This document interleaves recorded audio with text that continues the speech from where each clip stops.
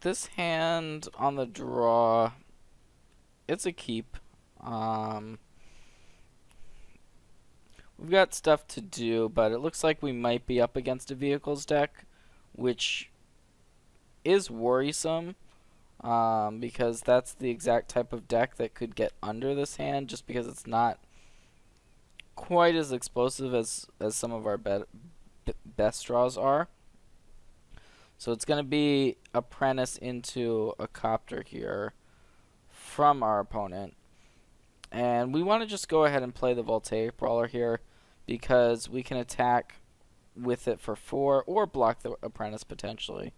But it's going to do more in combat than the Servant would. So, okay, so here's a Scrounger. So it looks like our opponent is going to come in for 5 here. So we have the option of blocking the Apprentice if we want to, unless our opponent has a Fiery Temper, which would be real bad for us. Looks like it's going to be a Bloodhall Priest, so that's just going to the graveyard. So if we take this and fall to 13, it's risky, but yeah, I think we just take it. We really need this Voltaic Brawler to stick around. And we can now play our Hellion and attack our opponent for 8. So, yeah, let's go ahead and do that. So now, if our opponent taps out or something like that, we could have lethal damage with another Hellion if our opponent also has no blockers. But that's asking quite a lot in this spot. Unfortunately, these extras lands in the Servant, not what we really want. So here's a PNLR. So this is going to allow our opponent to crew up the Copter, and it looks like our opponent's much further ahead than us. So what we would like to draw, well, if we had Galvanic Bombardment in our deck, that would be our best draw.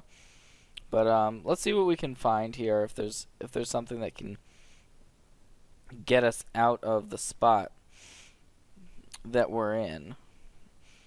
So Blossoming Defense, not exactly what we wanted.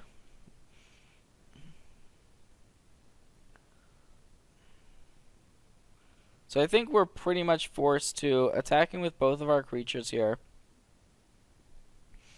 And we will use the energy for the Brawler, and so our opponent is going to chump block here.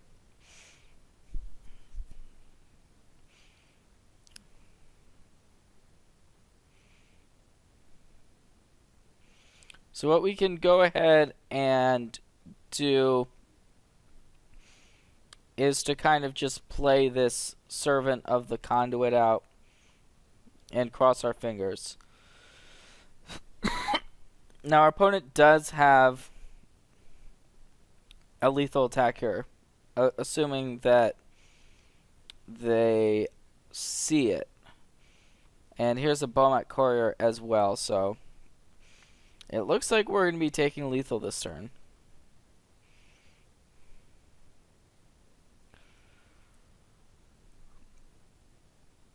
So our opponent can crew the Copter with the Courier, and then, assuming our opponent makes an all-out attack. Now, if our opponent thinks that we might have a Harness Lightning in our hand, that would definitely change the equation. As it turns out, we do not.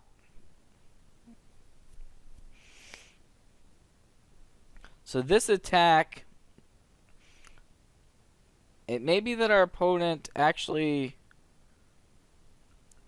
has made a bit of a misstep or is playing around something that we don't have. So we can go ahead and make this block here on the Scrounger. And we have a Blossoming Defense. We could play it. but just gonna fall down to 1 here, and so it looks like, yeah, that was a bit of a misstep on our opponent's turn there. If they had attacked with that Inventor's Apprentice, we would have lost. Now what we can do is we can play the Hellion, go up to 4 energy, and attack for lethal damage. So I think that our opponent was thinking that maybe leaving this back in case of a Harness Lightning would be better, but it turns out that we didn't have the Harness Lightning, and we do have a Hellion, which changes the math because it's another 4/4 haster. And that's why I liked playing the Servant on the previous turn, to not show our opponent that Hellion. And so we were able to chump block with the Servant and then win the next turn. So pretty unlikely scenario, but it ended up working out. So we're going to sideboard in. I have to think about what we want to sideboard in here. I like the Natural State for sure.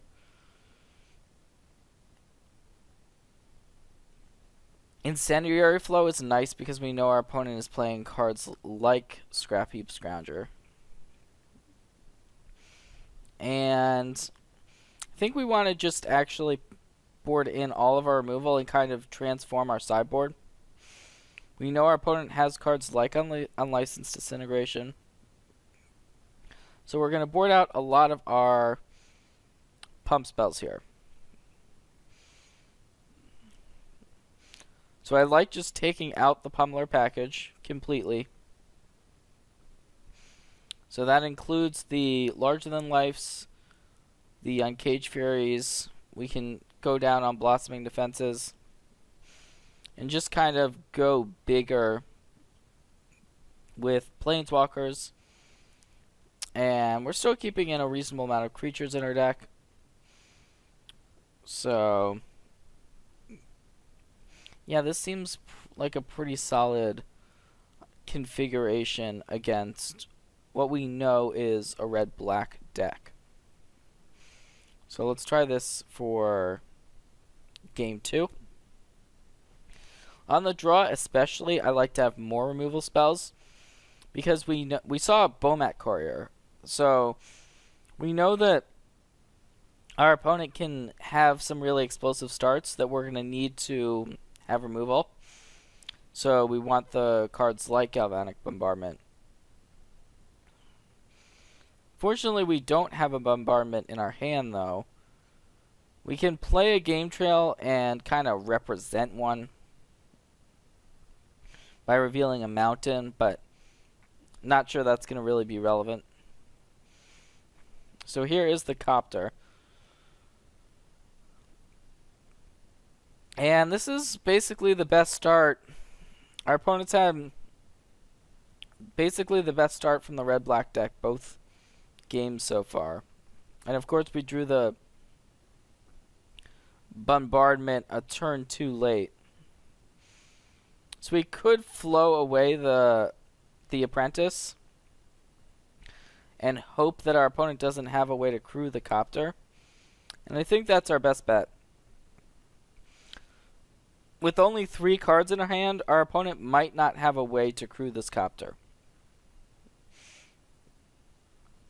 Because the deck only plays so many cheap creatures, but as it turns out, right on time, here's the Heir of Falconrest. So that's going to crew up the Copter. And we're going to take the hit here. Now we can Bombardment away the Heir, which is kind of nice that we have the ability to do that. So let's do that.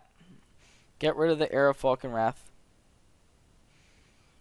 And I like doing it now because we're not leaving our opponent the option to flip it and mana something in. And then we can follow up with the Long Tusk Cub. So even though we don't have any energy yet, if our opponent takes a hit from this, we're going to get energy, or if we play any of our other creatures, we're going to get energy.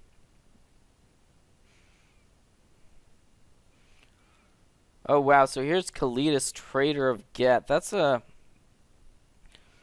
pretty annoying card to see here, for sure. Because if our opponent also has removal, we don't have a way of getting rid of the Kaldesh. So that Kaldesh is going to be a huge pain. What we would love to draw would be an answer to it, but we have not, at least up to this point. So I think we want to play Bristling Hydra here.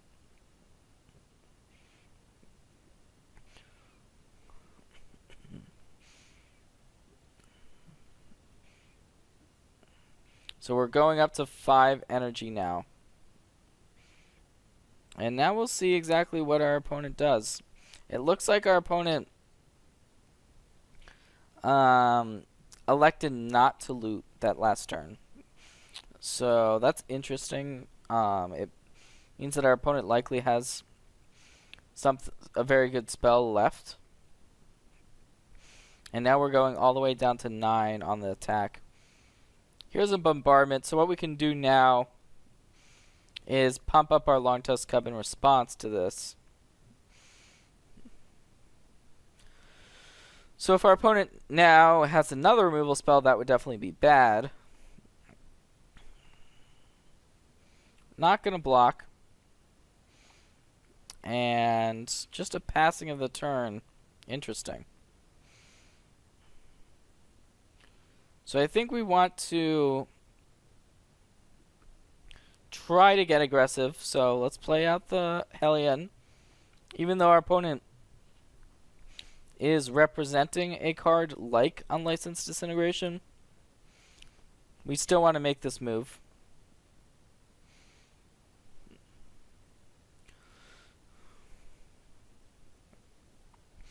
And I think we can afford to pump our Long Tusk Cub up once. So it looks like our opponent didn't have a removal spell. Interesting. So I wonder what that last card our opponent's holding on to right now is, because they have fallen all the way down to 6 on this last attack. And we're putting on a reasonable amount of pressure now.